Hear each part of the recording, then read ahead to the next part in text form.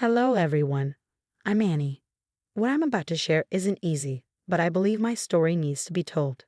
3 months ago, I was 8 months pregnant, working as a pediatric physical therapist in Boston. I thought I had the perfect life. Now I'm a single mom, and I've learned the hard way that sometimes the people closest to you can be the most dangerous. This is my story of survival, strength, and justice. Let me take you back to where it all began. I absolutely loved my job at Boston Children's Hospital. Helping kids overcome physical challenges was my passion. One of my favorite patients, Tommy, was learning to walk again after an accident. Every session, he faced his challenges with determination and made me laugh. One day, he looked at me with a serious expression and said, "Miss Annie, when I grow up, I want to help kids walk just like you." That moment reaffirmed why I chose this career. "You're amazing with children, Annie. Our baby is so lucky to have you as their mother," my husband Mark would say. Mark, a software engineer, and I met through my best friend Jessica at a local charity event. We dated for 3 years before getting married in a beautiful ceremony at the Boston Harbor Hotel. "Welcome to the family, darling," Mark's mother, Barbara, said to me at the wedding. If only I had noticed that her smile didn't reach her eyes. At first, everything seemed perfect. Mark and I bought a cozy house in Cambridge. When we announced my pregnancy, everyone seemed thrilled. Barbara even helped us set up the nursery, though now I realize she was just marking her territory. "Have you thought about names yet?" Jessica asked during a lunch break at work. "We're thinking Sophia for a girl or Nathan for a boy," I replied, rubbing my growing belly. "Barbara won't like that," Mark's sister, Amanda, commented at a family dinner. "Mom always wanted her first grandchild to be named after her." I laughed it off then, but that was the first red flag I ignored. George, my father-in-law, would sit quietly during these conversations, while Kevin, Mark's younger brother, would try to lighten the mood. "Let them name their own child, Mom," Kevin would say, earning a sharp look from Barbara. The day I realized things were changing, I came home early from work to find Barbara in our house, rearranging the nursery without asking. "Oh, Annie, I just thought this layout would be better for the baby," she said. Mark gave me the spare key for emergencies. But that was just the beginning. Her controlling behavior, the subtle manipulation, the way she turned every family gathering into an opportunity to undermine me, it all built up to that dreadful Christmas dinner. If I had known then what I know now, I would have recognized the signs. But sometimes the most important lessons come at the highest cost. It all started to unravel at my 7-month checkup. After finishing a successful day at the hospital, I was surprised to see Barbara show up uninvited to my appointment. "I've raised 3 children. I know what's best," she announced to my doctor, interrupting every question. "Annie's working too much. She needs to quit before the baby comes." "Mrs. Thompson," my doctor said firmly, "Annie's health and the baby's development are excellent. Her work schedule is perfectly safe." That evening, Mark seemed distant. "Mom thinks she should move in with us after the baby comes," he said. "She says first-time mothers need constant guidance." "We've already discussed this, Mark. We want to bond as a new family," I reminded him. The next week, I discovered Barbara had joined my online pregnancy support group under a fake name. She was posting that I was unfit to be a mother because I planned to keep working after giving birth. "Did you see what your mother posted?" I showed Mark the messages. "She's just worried about the baby," he said dismissively. "You're being too sensitive. It's probably the hormones." His words cut deeper than Barbara's actions. Things escalated at my baby shower. Jessica had organized a beautiful celebration at her Beacon Hill home.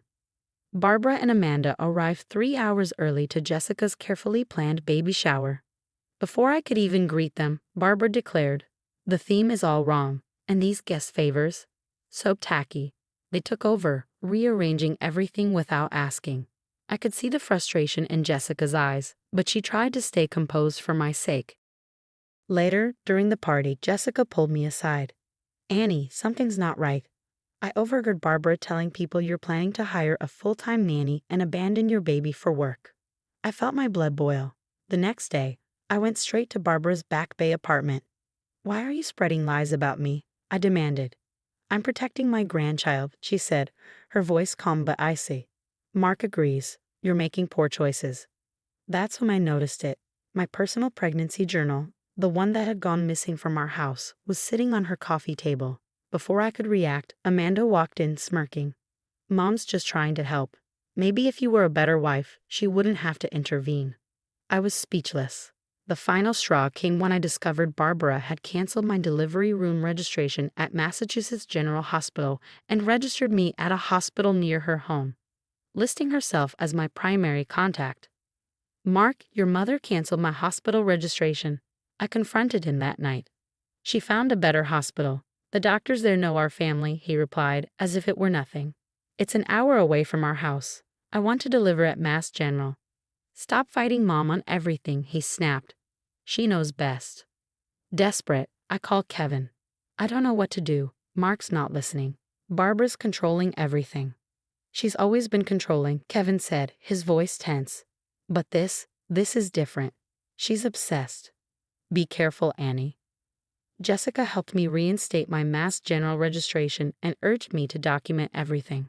"Something feels very wrong," she warned. As Christmas approached, the tension only grew. Barbara insisted on hosting dinner, claiming our tiny Cambridge house wasn't suitable.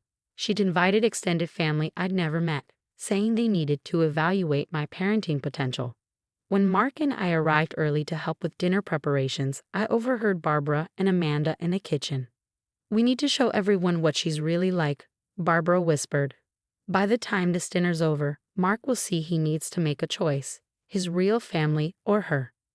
I didn't realize then how far they were willing to go. The Christmas dinner from hell began with Barbara playing the perfect hostess. The Thompson family mansion in Brookline was immaculate, the tables set with expensive china. Kevin had set up his new camera to capture memories, a decision that would prove vital. "Annie, you're sitting at the far end," Barbara instructed, separating me from Mark. "Mark needs to sit by his mother, of course." Throughout dinner, Barbara made pointed remarks. "I can't believe some mothers choose work over their children," she announced. I stayed quiet, rubbing my belly soothingly as the baby kicked, sensing my distress. Then Barbara upped her game. "Did you know any plans to put the baby in daycare at 3 months?" she said, her voice dripping with Fox concern. "That's not true," I said, my voice steady but firm. "We've hired a part-time nanny for when I return to work part-time." See how she contradicts everything? Barbara huffed, always fighting family traditions. Mark stared at his plate, saying nothing. I caught Kevin's concerned glance as he adjusted his camera. When I excused myself to use the bathroom, Barbara followed, Amanda trailing behind with her phone out, ready to record.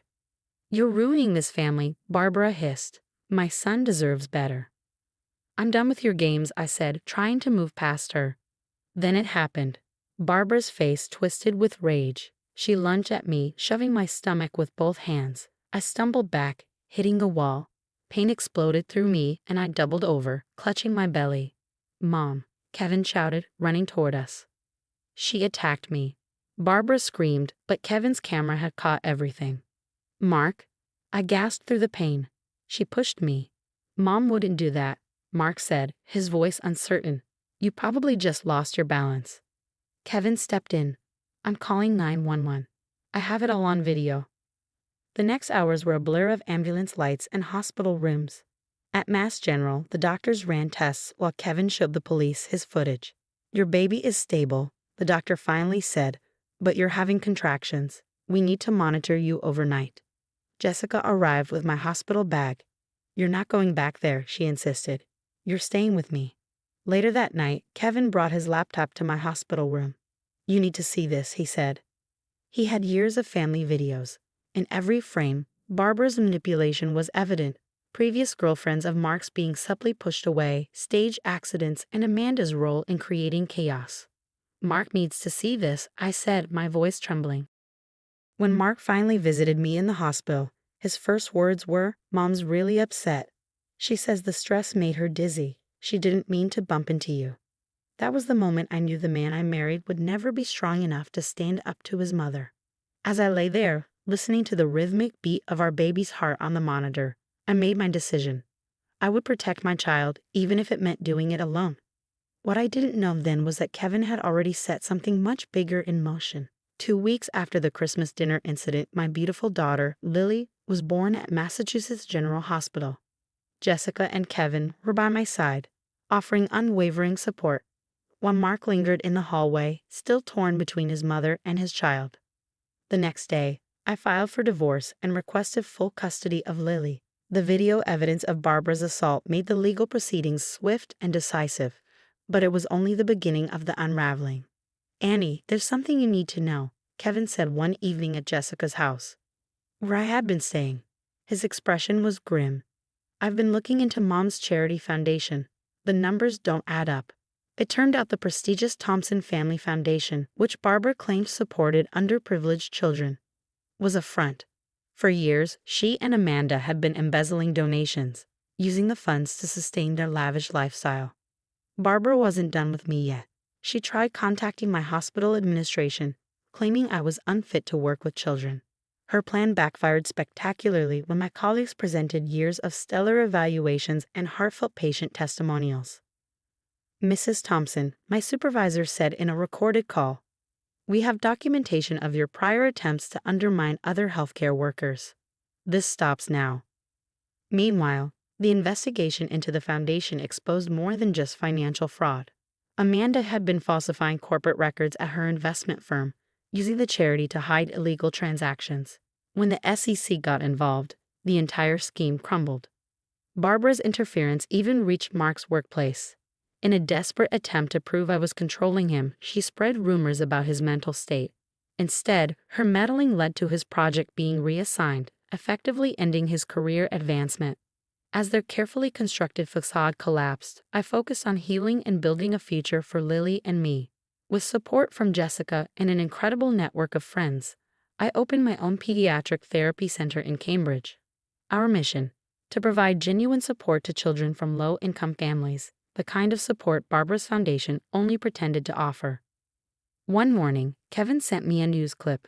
Barbara and Amanda were facing federal charges for fraud and financial crimes. Their once impenetrable social circle had evaporated as more victims came forward. Daughters-in-law, charity donors, business associates, each with their own story of betrayal. Today, Lily turns 5. We're celebrating at our center's new playground, built with the help of legitimate local charities.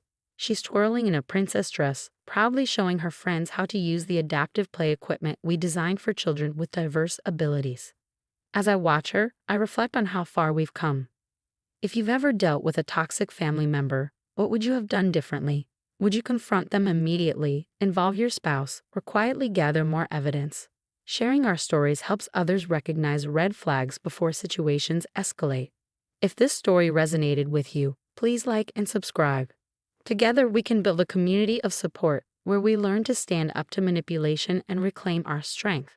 Stay strong, and don't forget to turn on notifications for our next video on overcoming toxic relationships.